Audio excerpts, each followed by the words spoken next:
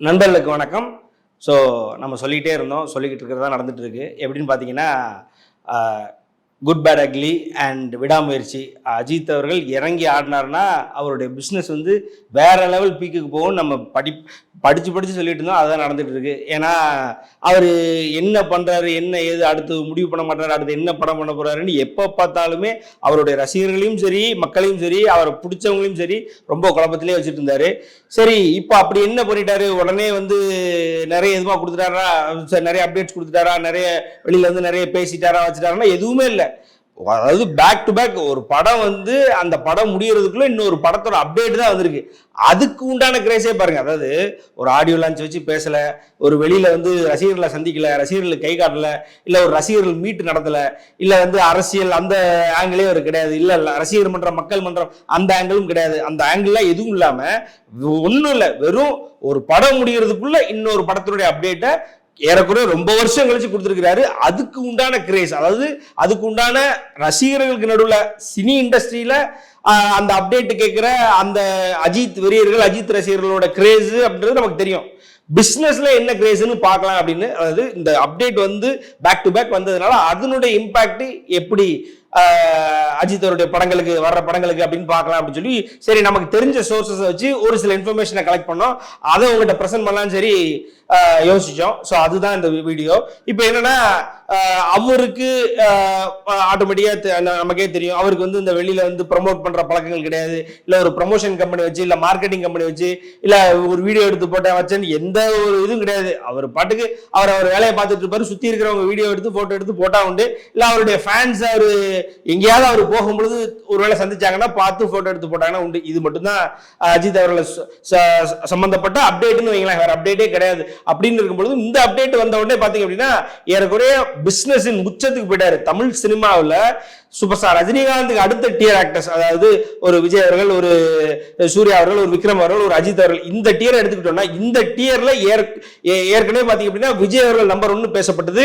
அதையும் மீறி என்னால பண்ண முடியும்னு பண்ணி சாதிச்சிட்டாரு அஜித்குமார் அவர்கள். அஜித்குமார் அவர்கள் கொஞ்சம் பின்னாடி இருந்த மாதிரி ஒரு மாயை அப்படின்னு தான் நான் சொல்லுவேன். ஆனா ஒரு சில நேரத்தில் ஃபேக்ட்ஸும் கூட வந்து உண்மையாதான் இருந்தது. என்னன்னா விஜய் அவர்களுக்கு அடுத்த ஸ்டேஜ்ல தான் அவருடைய பிசினஸ் இருந்ததா, அவருடைய மாஸ் என்னைக்கும் விஜய் அவர்களுக்கு மேலதான், ஆனா அவருடைய பிசினஸ் வந்து விஜய் அவர்களுக்கு அடுத்த ஸ்டேஜ்ல இருந்ததா சினிமா பத்திரிகையாளர்கள் நிறைய பேர் பேச ஆரம்பிச்சாங்க. அது உண்மைதான் ஒரு வகையில.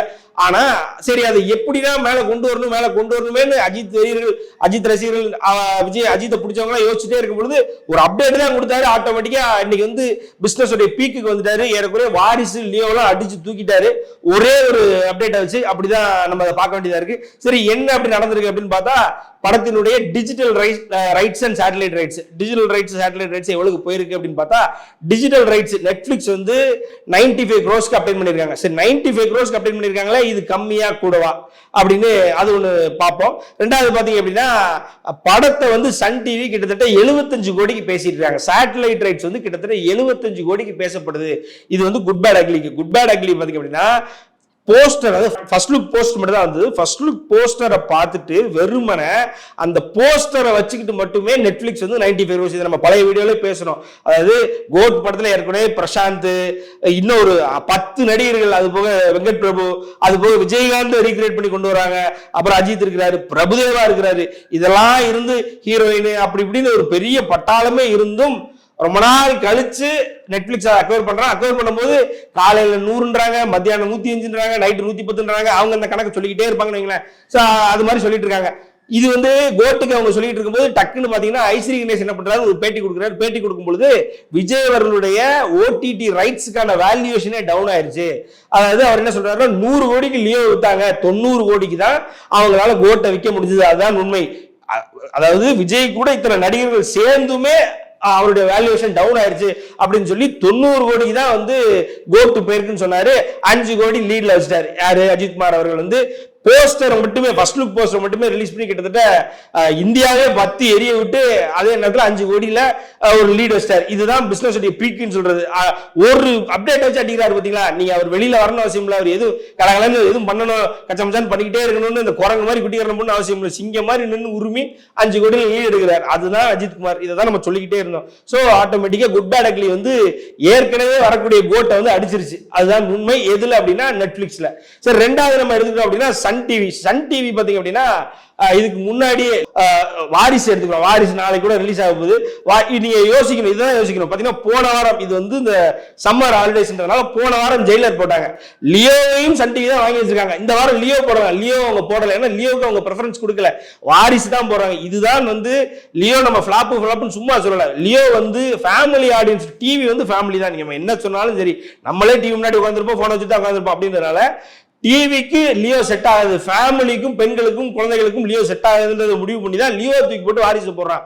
ஸோ அப்படிப்பட்ட லியோவை அவன் எவ்வளவு ரூபா கொடுத்து வாங்கினா, நீங்க வாரிசு எவ்வளவு ரூபா கொடுத்து வாங்கினா பாத்தீங்க அப்படின்னா லியோவை கிட்டத்தட்ட 90 கோடி ரூபா கொடுத்து வாங்கியிருக்கான் ஃபர்ஸ்ட், அதாவது சேட்டலைட் ரைட்ஸ். அதுக்கு முன்னாடி பாத்தீங்க அப்படின்னா 60 கோடி ரூபா கொடுத்து வாரிசு வாங்கியிருக்கான். அப்ப 60 கோடி வாரிசுக்கும் 90 கோடி, உடனே 30 கோடி அவன் ஏன் கூட்டுறான் அப்படின்னா, இது இப்போ ஒண்ணுமே இல்ல. எல்சியூ ஹைப், லோகேஷ் கனகராஜ் அந்த படத்துக்கு கிட்டத்தட்ட நம்ம சொல்லிக்கிட்டே இருப்போம். பாபாவுக்கு சூப்பர் ஸ்டார் ரஜினிகாந்த் படத்துக்கு பாபால என்ன ஒரு ஹைப் இருந்ததோ, கபாலில் என்ன ஹைப் இருந்ததோ, அதெல்லாம் ஒரு கரியர் பெஸ்ட் ஹைப்.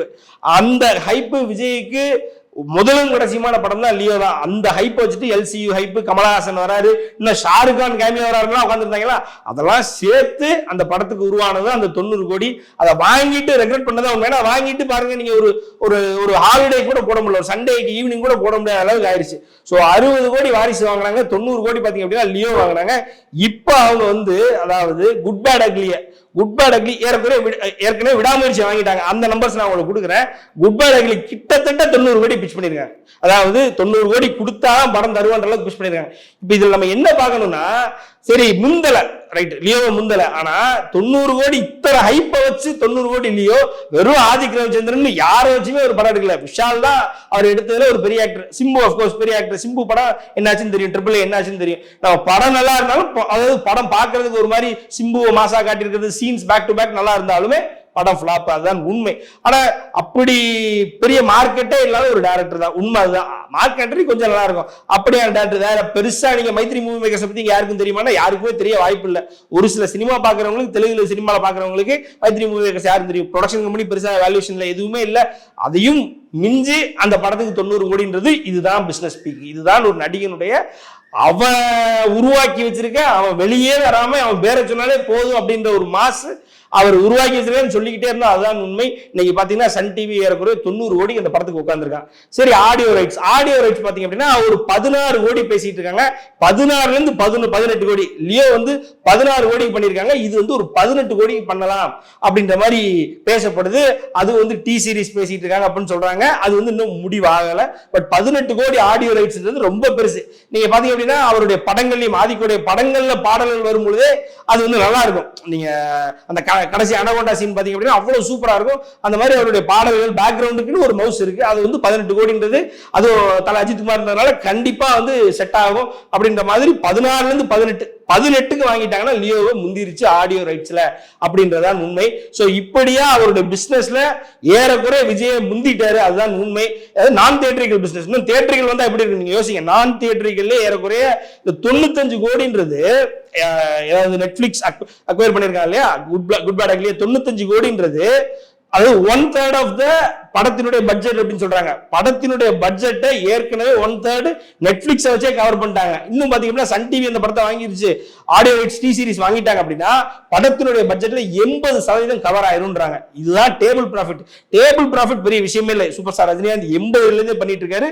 விஜயும் பண்ணுவாரு, சூர்யாவும் பண்ணுவாரு, விக்ரமும் பண்ணுவாரு, அஜித்தும் பண்ணிடுறாரு. அது பெரிய விஷயமே இல்லை. அதுக்கப்புறம் தியேட்டரிக்கல் பிசினஸ் வரும்பொழுது அதுவும் இந்த தடவை குட் பேட் அக்லி, அதாவது என்னன்னா நேர்கொண்ட பார்வை, ஒரு சில தவறான முடிவுகள்னால அப்படி நம்ம சொல்லிதான் ஆகணும். ஏன்னா உண்மை சொல்லிதான் ஆகணும். அஜித் அவருக்குன்னு ஒரு மாசு இருந்தாலும் இந்த நேர்கொண்ட பார்வை அவர் ரீமேக் பண்ணிருக்க வேண்டாம். ஏன்னா அமிதாப் பச்சன் நடிச்ச படத்தை இவர் அந்த ஏஜ் குரூப்புக்கு இவர் போய் அதை இவர் மேப் பண்ணு நினைச்சிருக்க வேண்டாம் தான் நான் பர்சனலா ஃபீல் பண்ணேன். ஸோ நேர்கொண்ட பார்வை அவருக்கு பண்ணிருக்க வேண்டாமோ. அதுக்கப்புறமா அவருக்கு ஒரு சர்க்கிள் இருந்ததுனால தியேட்டரிக்கல் பிசினஸ் கொஞ்சம், அதாவது விஜய் அவர்களுடைய ஒரு 15% கம்மி அப்படின்ற மாதிரி பல ஜேர்னலிஸ்டே நான் முன்னாடி சொன்ன மாதிரி சொன்னாங்க.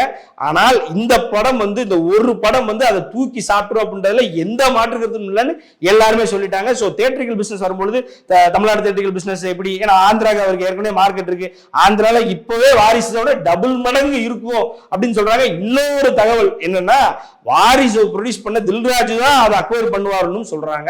ஸோ அது எப்படின்னு தெரியல. படம் வரும்பொழுது தியேட்டரிக்கல் என்ன ஆக போகுது, என்ன எதுன்றது தெரியும். இந்த படத்துக்கு மட்டும் இன்னும் 100 அப்டேட் வரும்னு சொல்றாங்க. அதாவது இது நாள் வரைக்கும் அப்டேட் கேட்டு இருந்த அஜித்குமார் ரசிகர் அவர்களுக்கு இந்த குட் பேட் அக்லியில மொத்தமா வச்சு செய்யலான்னு ப்ரொடக்ஷன் கம்பெனி முடிவு பண்ணிட்டாங்க. அதனால அப்டேட்டுக்கு மேல அப்டேட் கொடுத்துக்கிட்டே இருக்க போறாங்க. திகட்ட அப்டேட் வரும்போது ரெடியா இருக்கணும். அதுதான் நடக்க போகுது.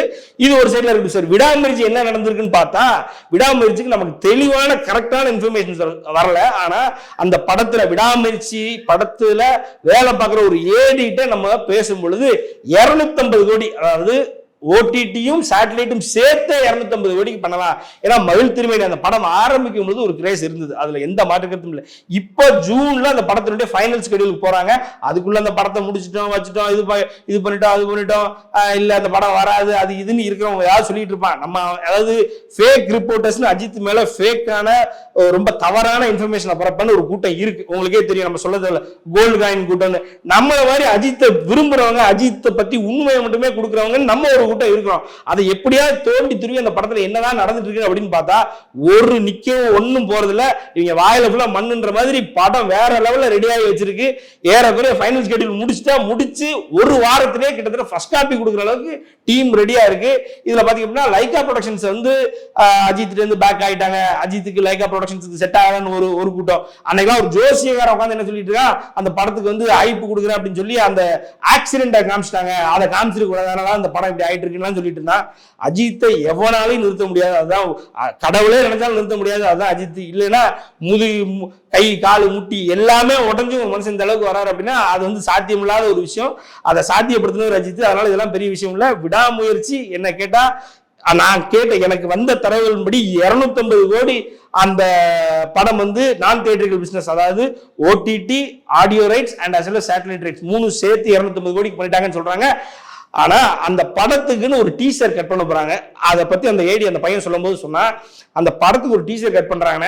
அது எப்படி இருக்கும் அப்படின்னா, துருவ நட்சத்திரத்துல அந்த விக்ரம் நடந்து வருவார் இல்லையா, அந்த ஒரு டீசர் இருக்கு தெரியுமா, அதுக்கு ஆன் பார். நீங்க நம்ம வந்து டக்குனு விக்ரம் அளவுக்கு அஜித் நம்ம அப்படி கம்பாரிசன் போல நம்ம என்ன சொல்றோம்னா, கண்டிப்பா அந்த டீசரை பார்த்து அந்த துருவ நட்சத்திர டீசரை பார்க்கும்போது எல்லாருக்கும் பிடிச்சிருக்கும். அந்த படம் அத மாதிரி அதுக்கும் இன்னும் மிக மிஞ்சி இருக்கும். ஒரு பில்லாவை ரீக்ரியேட் பண்ற அளவுக்கு ஒரு டீசர் இருக்கும். அந்த டீசர் வந்தா முடிச்சு விட்டுருமே அப்படின்னு அந்த பையன் சொன்னா, கேட்கும் போதே கூஸ்பம்ஸ் ஆச்சு. அந்த டீசருக்கு, விடாமுயற்சி டீசருக்கு வெயிட் பண்ண சொல்லுங்க. நீங்க அப்படியே கொடுப்பீங்களா? இன்னைக்கு கொடுக்கும்போது அஜித் வெறியர்ல அந்த விடாமுயற்சி டீசருக்கு வெயிட் பண்ண சொல்லுங்க. அது அவங்களை சாட்டிஸ்ஃபை பண்ணலைன்னா அவங்களை வேற எதுவுமே சாட்டிஸ்ஃபை பண்ணாது, வெறித்தனமா இருக்கும் அப்படின்னு ஒரு அப்டேட் கொடுத்தாரு.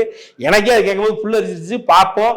ஸோ மறுபடியும் அஜித் வந்து எதுவுமே பண்ணாம ஒரு அப்டேட் கொடுத்து பேக் டு ஃபார்ம். ஒருவேளை தெருவில் இறங்கி நடந்தாருன்னா நடக்கிறதே வேற அப்படின்ற அதே நோட்ல முடிச்சுக்கிறேன். நன்றி, வணக்கம்.